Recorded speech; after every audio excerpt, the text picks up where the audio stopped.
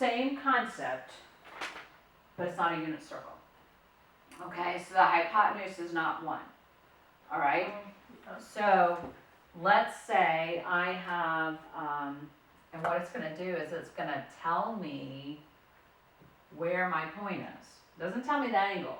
It tells me a point. So it might say, find the values of the 6 trigonometric functions for angle theta, don't know what the angle is, in standard position, which means the starting side is right there. Okay?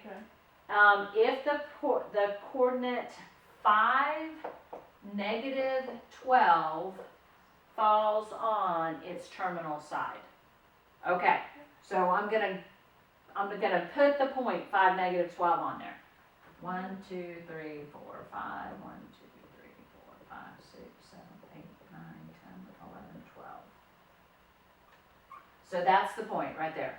5, -12. Okay, so I'm thinking, all right, I'm going to draw a triangle. Okay. I'm going to be standing right there. Mhm. So if you think about that, my x value here is 5. My y value, if you will, is -12. Okay? Yes. So if I'm looking for the sine of theta, now I don't know what the angle is. I don't have a clue what the angle is. So I just have an unknown theta. It's not like those other problems where they said, what's the sine of 45 or whatever. So what I'm going to do here is I'm going to use Pythagorean theorem to find my third side. Okay? So that's the first thing I'm going to do. So I have got my hypotenuse is 12. So I've got 12 squared minus 5 squared. And I'm going to get like the square root of 119. And I'm going to leave it underneath the square root. I don't think that can be broken down. I can't think of anything that could break that down. Okay, so I'll leave it at 119. Okay, now what I know is when I have these kinds of problems, I can go through here and go the sine of theta is going to equal opposite, which is my y over my r. My r is my hypotenuse. Oh. Okay? My cosine is going to equal my x over my r. My tangent is going to equal, if you remember right, is y over x. We already learned that. My cosecant is going to equal r over y. My secant is going to equal r over x. And my cotangent is going to equal x over y. Now, some people prefer to do it this way. Without drawing the unit circle, they go, you know what? I know what my x is. My x is 5. Know what my y is? My y is -12. Know what my r is, because I just figured it out, is the square root of 119. If they do it that way, they never have to draw it out. But personally, I like to draw it out because that, I know where that point is. So I know I'm in the third quadrant. I don't have to sit there and think. Oh. It's very laid out in front of me. But you can do it with the x and the r's and the y's, okay? Okay. So if I'm talking about the sine, then I'm going to do it just by positioning, okay? I'm going to just position myself right there at the angle, and I go, the sine is opposite over hypotenuse. So the sine of theta is -12 over the square root of 119. Can't leave it like that. Have to multiply the top and the bottom by the 119, and I'm going to get that. Okay? So cosine of theta, adjacent over hypotenuse. So 5, now remember, the 5 is positive. Because remember that down here? I've got 5, -12. If you just go by that, obviously that's not -12 units because a unit is positive. But if you put the negative in the right spot, you won't mess up the signs there. Okay. Okay? So I have 5 on the square root of 119, which is going to give me 5 on the square root of 119 over 119, which is positive. Which I already know in this quadrant, my cosine is going to be positive and my sine is going to be negative. So that works out. Okay, the tangent of theta is opposite over adjacent. So negative 12 over 5, Okay. right? Yeah. Okay. Then I go the cosecant, and I just didn't have enough room up there to do it next to it. But on these that I had to rationalize the denominator, I would go back a step and I would just flip that. Okay. So it's the square root of 119 over negative 12. Mhm. Okay. Then my secant, again, I'm going to go back a step and just flip it, is the square root of 119 over 5. And then my cotangent of theta is 5 over negative 12. Okay? So the only thing that's different is they give you the point with which it goes through rather than the angle. Okay. Okay? Okay. Yeah. Um, So you don't even use this, whatever this was, the whole. no, Okay. no. Those, That's Only work that for the chart that we used was all on special case triangles. Now you are going to memorize Right. those eventually. Okay. But for this, no you don't. Okay. Because you don't know what the angle is. Right. Okay? So let's do another one up here.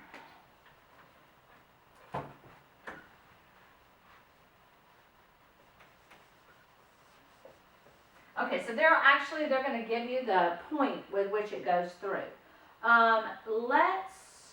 What page is this We're around 294, on? Okay. somewhere in there. Let's say I have a negative 15, positive 20. Okay, that's where the terminal side is going to go through. Okay, so negative 15, 1, 2, 3, 4, 5, 6, 7, 8, 9, 10, 11, 12, 13, 14, 15, 20. 1, 2, 3, 4, 5, 6, 14, 15, 16, 17, 18, 19, 20. Okay, so we're like up here. Okay? Alright, I'm going to do it in a different color so I can go through all that. Okay, so if I'm making my triangle, okay, the negative 15 is going to be my x, right? Yes. Okay, that's how far over I go to get to that point. How far up I go is going to be my y, so that's going to be my 20. Okay. Okay, here's my theta, that's where I'm standing. Now, as I said, if you'll put the negative on the x or the y, depending on what they give it to you on, you won't have to worry about whether they're positive or negative. Okay. Okay, now the first thing I have to do though is I have to find the hypotenuse or find the r. Okay? So I've got the two legs here, so I have 20 squared plus, and of course the negative 15 is going to end up being a positive. So I have the square root of 625, which comes out to 25. So everything's nice and even here. Okay. Okay? Now, again, you could just write out to the side, here's my x, negative 15, here's my y, 20, and here's my hypotenuse, or my r is 25, and just go down those. Or you can look at it as if you're standing right there, and you go, oh, the sign is opposite over hypotenuse. Okay, it does not matter. It works out both ways, whichever is easier for you. So I've got 20 over 25, which I'm going to reduce down to 4 over 5. I'm going to turn around real quick and write that as 5 over 4. Now, however, oh yeah, both of those are positive.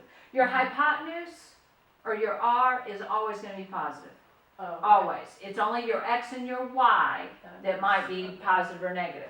All right, the cosecant is negative 15 over 25.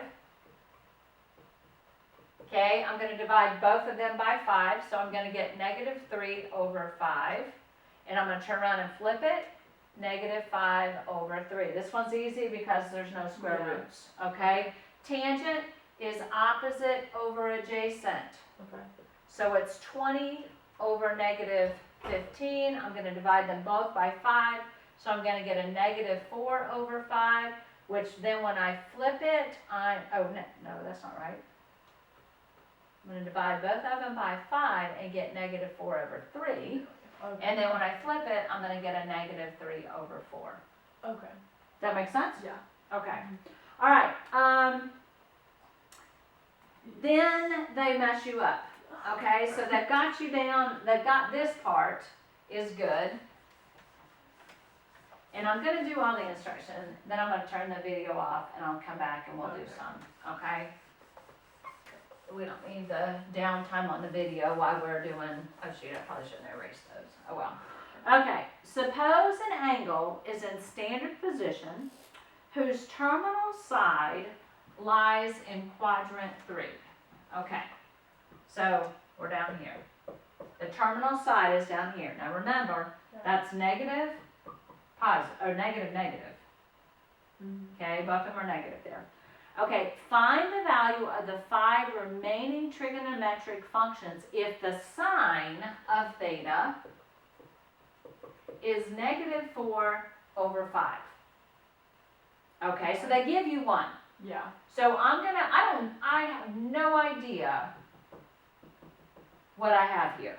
I don't know what the angle is, but I do know the opposite, if I'm standing here, is negative 4. I know the hypotenuse is 5. Okay. All I have to do is work backwards and find my x. Did I set my timer? Yeah. So I've got my hypotenuse is 25, or 5 squared, minus 16, which is 9. The square root of that is 3. But we're talking, it's got to be negative 3, because I'm over here in my third quadrant. So I quickly find that the point that this thing goes through right here is negative 3, negative 4. Then I'm back doing exactly what I just did. Okay. Okay? So they give you one function and you've got to find the other 5. But it will help if you'll figure out where it is on the coordinate plane, and you're going to use the Pythagorean theorem, and then you're going to use all the opposite over adjacent and all that kind of stuff.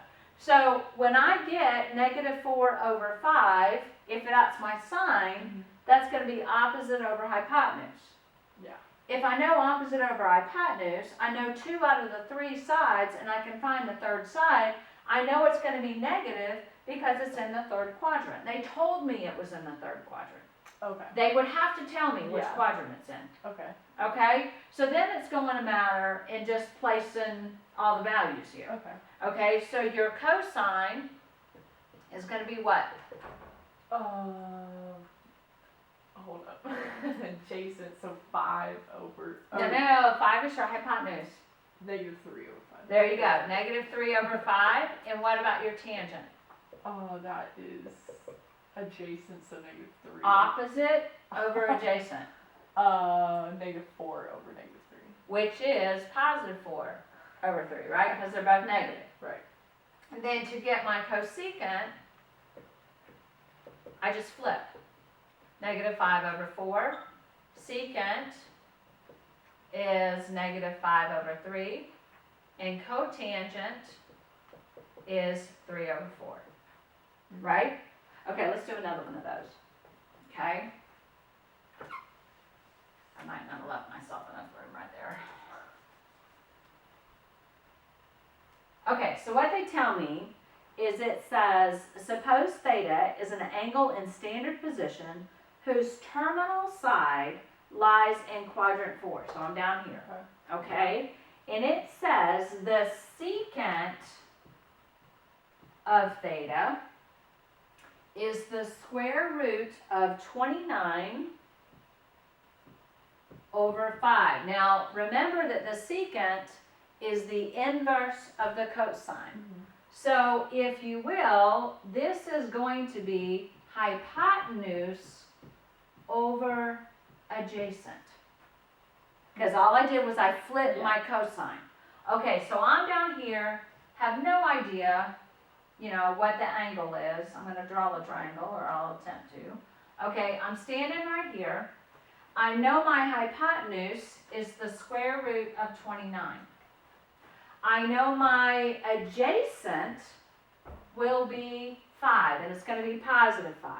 I've got to find my opposite, or my y, and it's going to be a negative. Because down here, it's positive, negative. Okay? So I'm going to take the square root of 29 squared, because that's my hypotenuse, I'm gonna use Pythagorean theorem. So 29 minus 25, this squared minus this squared, is gonna give me that squared, okay? So this is gonna give me a 2, but I know it's a negative 2, Okay. okay, because of where it is on the unit circle. So my sine, if I'm standing here, is opposite over hypotenuse. So negative, and I'll go ahead and rationalize my denominator, Okay. okay? So it's 2 on the square root of 29 over 29, and it's negative because I'm standing here, opposite over hypotenuse. My cosine, remember, is going to be the flip of that, but I have to rationalize, so it's 5 on the square root of 29 over 29. My tangent is going to be opposite over adjacent, or negative 2 over 5. Okay. Then I flip everything. So, if you will, this is going to be, and I probably should have flipped it earlier, I already know my secant, which is 5 over 29. And then, if you will, my cosecant is going to be the inverse of this. Well, that was 5 over, oh, wait a minute. Wait, why secant? No. The secant they already gave me. Right. Okay, the cosecant is the inverse of this. So it's going to be the square root of 29 over 2, and it's going to be negative, because that's the flip of this. Okay. Okay, and then my cotangent is negative 5 over 2. So, how come the secant flipped? If we already. Oh yeah, you're right. Okay. You're right. It's the square root of 29 over 5. Okay, does that make sense? I think so. Okay, all right, we're gonna stop there for a second.